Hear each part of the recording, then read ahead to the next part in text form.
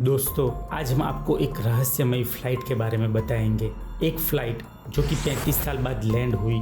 आखिर क्या हो सकता है इसका राज? तो आइए जानते हैं। साल 1954 में सैंटियागो एयरलाइंस के एक विमान ने जर्मनी से ब्राजील के लिए उड़ान भरी। इस फ्लाइट का जर्मनी से ब्राजील तक का सफर सिर्फ 18 घंटे का था, लेकिन इस फ्लाइट ने 35 साल लगा दिए। और जब ये फ्लाइट ब्राजील में लैंड हुई तो उसके नज़ारे से सबके होश उड़ गए। उस फ्लाइट में टोटल 92 लोग थे, जिसमें से 4 क्रू मेंबर थे, लेकिन सबके सब कंकाल के स्वरूप में मिले। तो ये बात है 4 सितंबर 1954 की।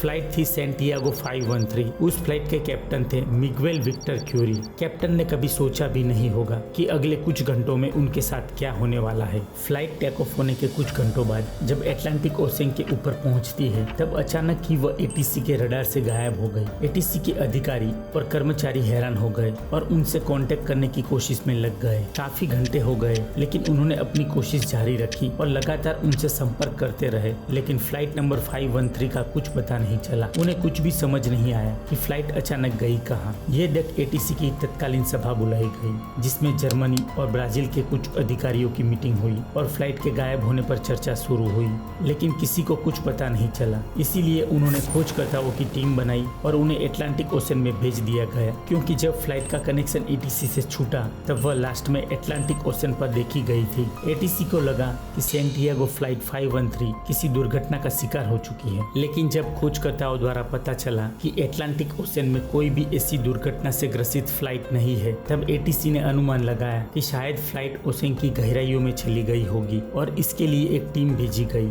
और हर तरीके से खोज की गई, लेकिन फ्लाइट कहीं भी नहीं मिली। कई महीने बीत गए, लेकिन कोई भी सुराग हाथ में नहीं आया। करीब 2 साल बाद इस सर्च ऑपरेशन को बंद करवा दिया गया और वह कंपनी को भी बंद कर दिया गया। और फिर करीब 35 साल बाद कहानी ने कुछ अलग ही मोड़ ले लिया। तारीख 12 अक्टूबर 1989। ब्राजील के इंटरनेशनल एयरपोर्ट की तरफ एक अननोन प्लेन आते हुआ दिखाई दिया। एटीसी को जब इस प्लेन के बारे में पता चला तो उन्होंने उससे संपर्क करने की कोशिश की, लेकिन सामने से कोई रिस्पॉन्स नहीं मिला। एयरपोर्ट की ओर प्लेन की लगातार गति की वजह से रनवे को तुरंत खाली करवा दिया गया और प्लेन ने सेफ लैंडिंग की। प्लेन को देख के उनके पैरों तले जमीन खिसक गई, क्योंकि यह वही सैंटियागो का प्लेन था जो कि 35 साल पहले गायब हो गया था और यह कंपनी 1956 में ही बंद हो चुकी थी। नए प्लेन को देखकर सब चौंक गए। जो कंपनी 33 साल पहले बंद हो चुकी थी, आखिर उसका नया प्लेन लैंड कैसे हो सकता है? प्लेन लैंड होते ही सबने वेट किया, लेकिन कोई भी बाहर नहीं आया। इसके बाद वहां सिक्योरिटी ने प्लेन का दरवाजा तोड़कर देखा तो उनकी चीख निकल गई।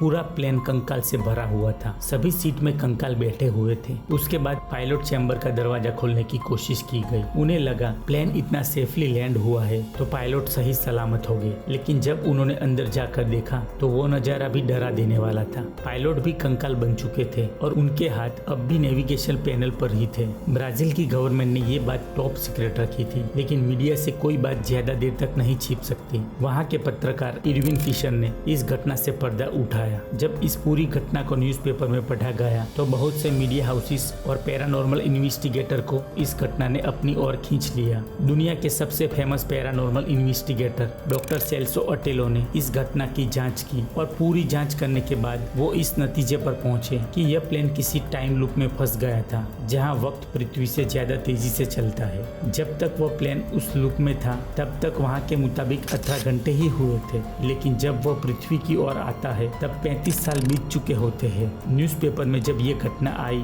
तो कहीं भी कंकाल की कोई फोटो नहीं थी, सिर्फ एक एयरप्लेन की फोटो ही डाली हुई थी। इसीलिए कई लोग इसे सही मान रहे थे और टाइम ट्रैवल या भूत जैसी चीजों से रिलेट कर रहे थे, और कई लोगों ने इसे झूठ माना था। आपको क्या लगता है? ये कमेंट करके जरूर बताना।